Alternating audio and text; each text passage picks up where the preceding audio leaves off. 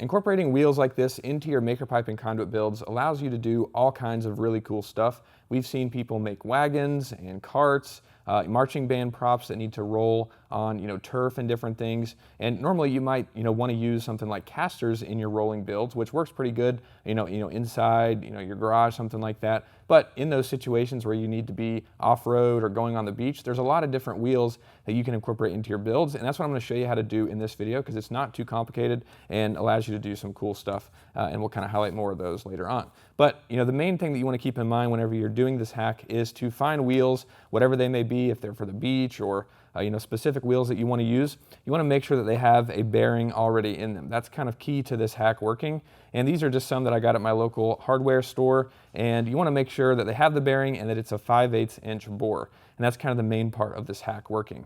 And then you just need a threaded rod. And this is a 5/8 inch threaded rod that I also got at my local hardware store.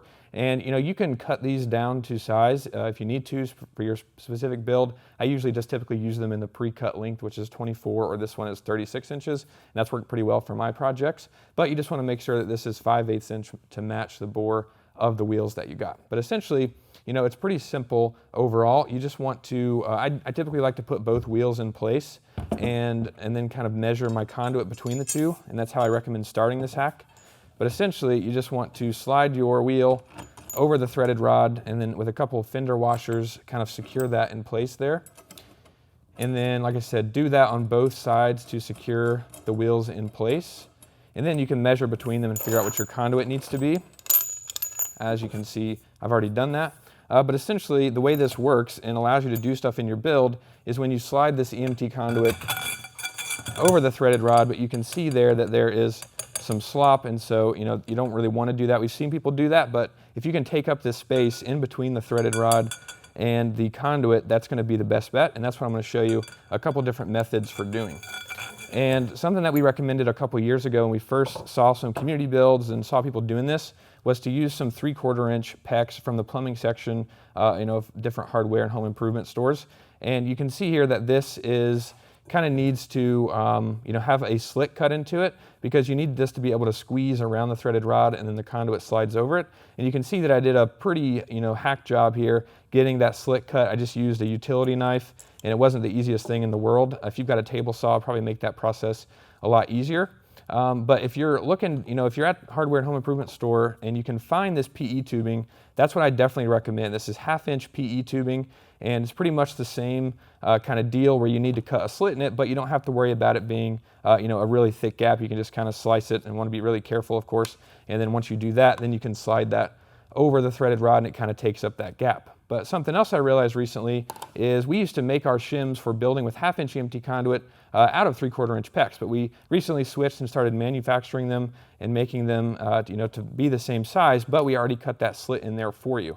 And so you can actually use these, if you're picking up your maker pipe connectors, you can use these and make it really easy to cover the threaded rod and take up that space. And I used to recommend just covering the whole threaded rod with a long piece of PEX or a long piece of this PE tubing. But recently in a build, I just did a small section actually using these, because I didn't have anything else locally available. And this works just fine and takes up that space and still allows you to kind of take up that and eliminate that gap so it's not wobbling around in there. And so you can either slide these shims on, or they're made to snap on 1/2 inch EMTs, but you can snap them on here. But you just want a couple of those, and you can put them right up against the fender washer. And then essentially you just want to slide your EMT conduit over and then cover the threaded rod and the shims. And something that's really helpful whenever you're doing this is the end of the EMT conduit. It has a lip on it after you cut it, and that's going to interfere with the threaded rod if you don't deburr that. So that's something that you'll want to do. I just use the handheld tubing cutter and slide out the deburring tool. But essentially, it's just going to slide over the shim just like that, and then you just squeeze the shim to kind of help it go over.